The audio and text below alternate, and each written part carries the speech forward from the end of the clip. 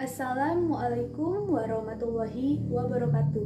Perkenalkan, nama saya Jong Violeta. Saya dari kelas 12 OTKB 1. Di sini saya akan mempresentasikan tentang pengelolaan sarana dan prasarana. Pengelolaan sarana dan prasarana ini terdapat beberapa tahap.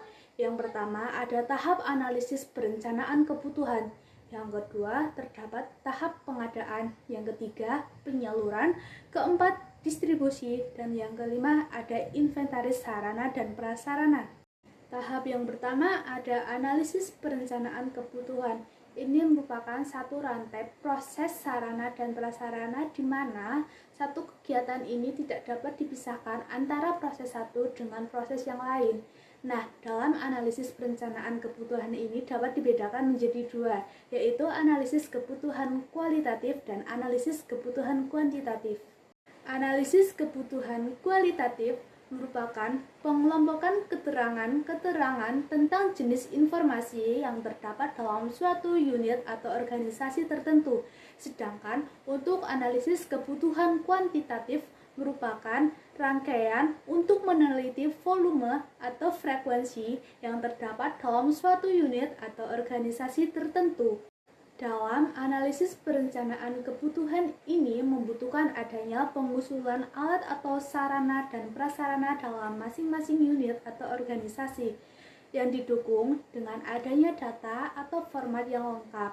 Hal ini untuk mempermudah adanya pengadaan dalam proses pembeliannya tersebut. Tahap pengelolaan sarana dan prasarana yang kedua yaitu pengadaan. Pengadaan merupakan suatu kegiatan untuk menambah atau memenuhi barang jasa yang tadinya itu kurang atau tidak ada menjadi cukup atau tersedia.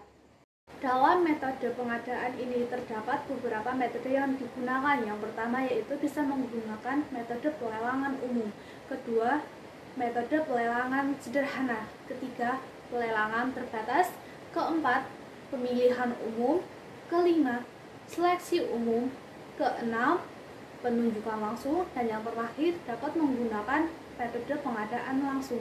Dalam tahap pengadaan ini terdapat 3 sistem. Yang pertama ada sistem sentralisasi di mana pembekalan wewenangan ini diberikan pada unit tertentu. Kedua, ada sistem desentralisasi di mana pembekalan wewenangan ini diberikan pada masing-masing unit tertentu atau organisasi. Nah, yang ketiga ada sistem campuran. Ini merupakan kombinasi antara sistem sentralisasi dan sistem desentralisasi. Tahap pengelolaan sarana dan prasarana yang selanjutnya yaitu ada penyaluran dan distribusi. Penyaluran itu sendiri merupakan suatu kegiatan yang menyangkut pemindahan antara hak dan tanggung jawab dari unit satu ke unit yang lain. Sedangkan untuk distribusi, menurut Soekartawati, merupakan aktivitas mendistribusikan barang atau jasa untuk menjangkau konsumen akhir. Nah, untuk mendistribusikan ini kita membutuhkan adanya transportasi atau yang disebut dengan moda transportasi.